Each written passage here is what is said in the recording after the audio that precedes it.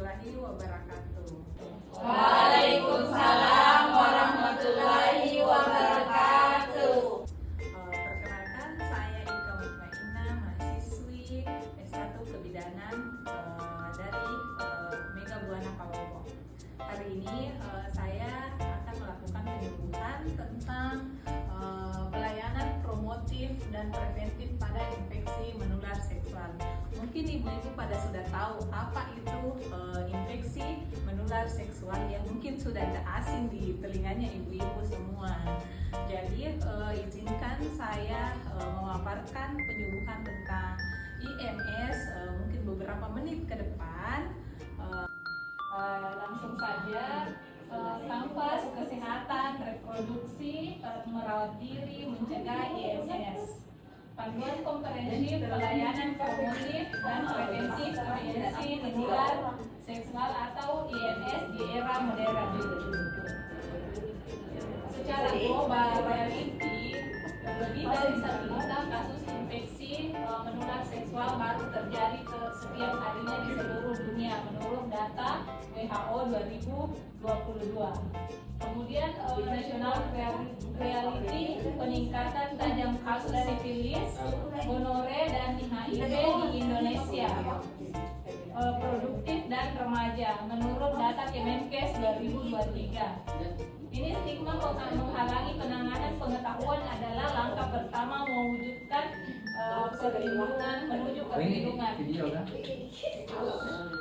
Anatomi ancaman mengenal agen penyebab IMS.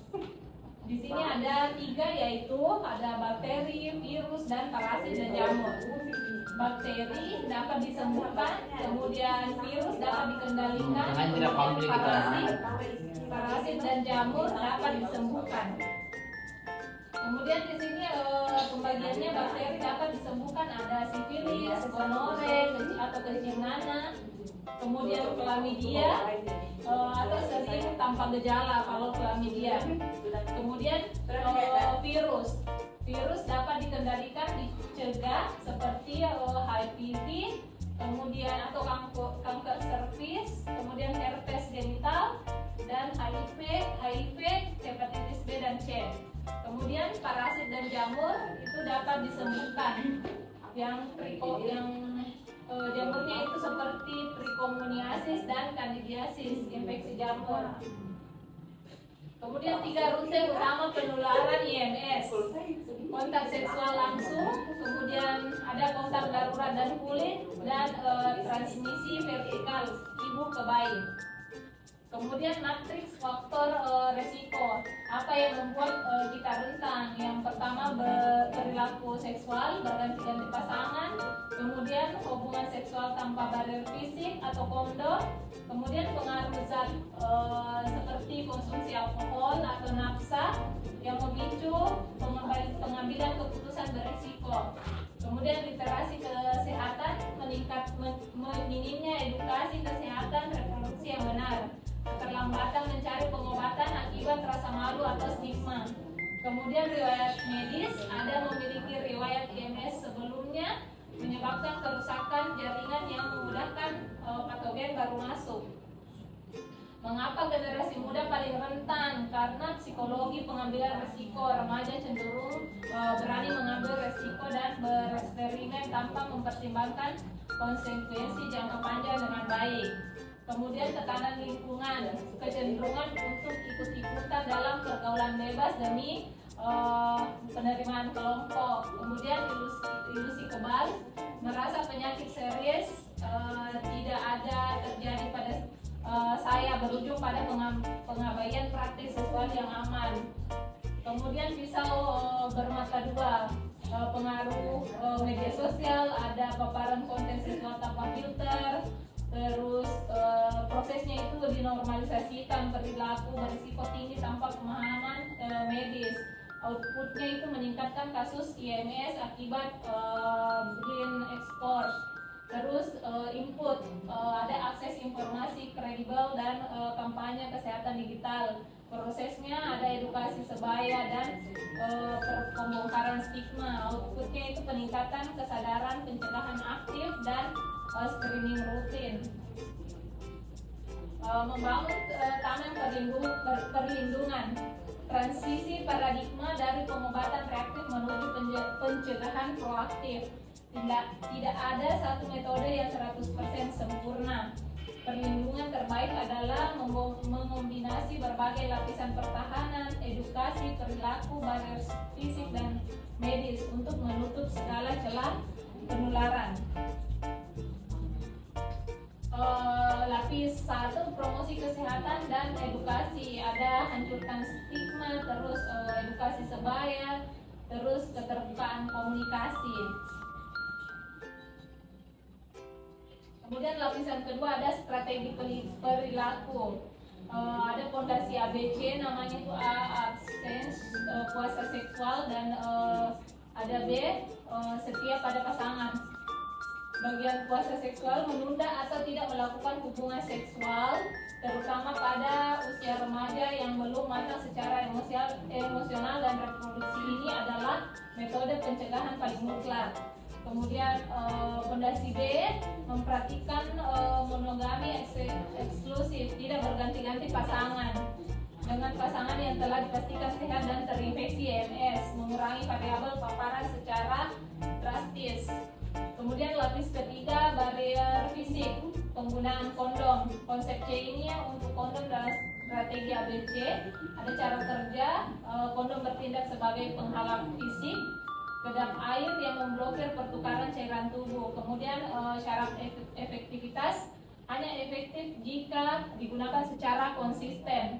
Kemudian keterbatasannya, kondom sangat efektif untuk HIV dan gonore, namun perlindungan tidak 100% untuk penyakit via sentuhan kulit luar yang tidak tertutup kondom. Kemudian lapisan keempat, perlindungan medis, vaksin HPV, human papillomavirus. Targetnya adalah mencegah infeksi resiko tinggi, kutil, kelamin, dan kanker serviks. Memberikan respon imun paling maksimal di usia dini. Kemudian vaksin hepatitis B, targetnya mencegah penularan virus HPV yang menyerang hati, dapat memicu sirosis atau kanker hati. Keberhasilannya itu sangat efektif, memotong jalur penularan seksual dan kontak darah atau cairan tubuh. Lapis kelima, jaring pengaman deteksi dini dan screening. Banyak seperti chlamydia, HIV tahap awal, dan sifilis bersifat asimptomatik tanpa gejala. Deteksi ini memutus rantai penularan sebelum parah. Pertama itu yang dilakukan screening kanker serviks seperti pap smear dan tes HPV DNA. Kemudian tes darah laboratorium rutin.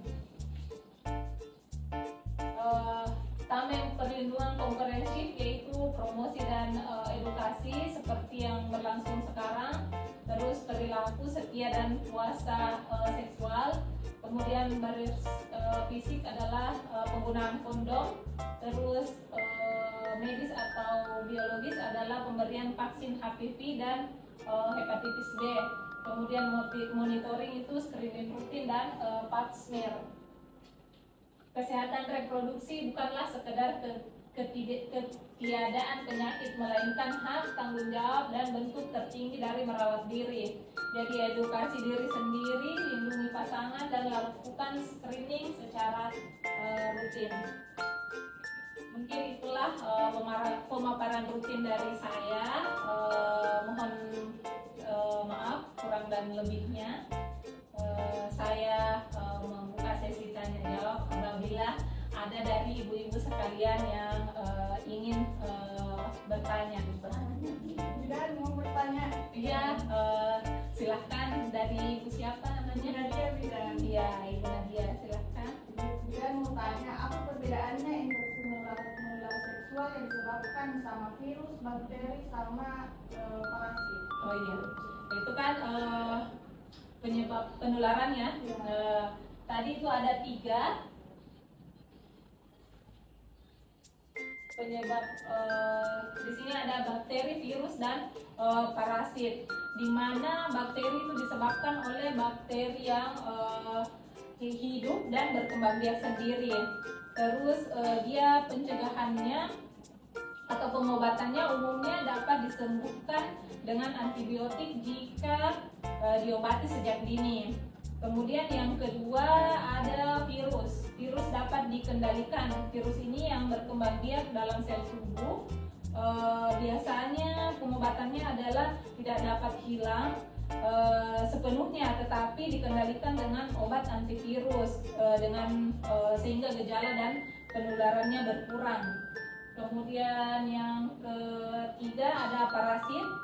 Umumnya ini bisa disembuhkan seperti kayak trichomoniasis dan candidiasis.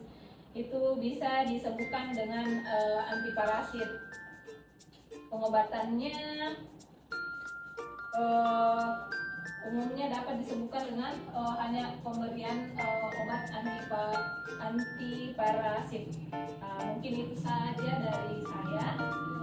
Bagaimana? Terima kasih. Terima kasih. Mungkin sudah masih ada yang mau bertanya. Baik, itulah penyuluhan saya pada hari ini.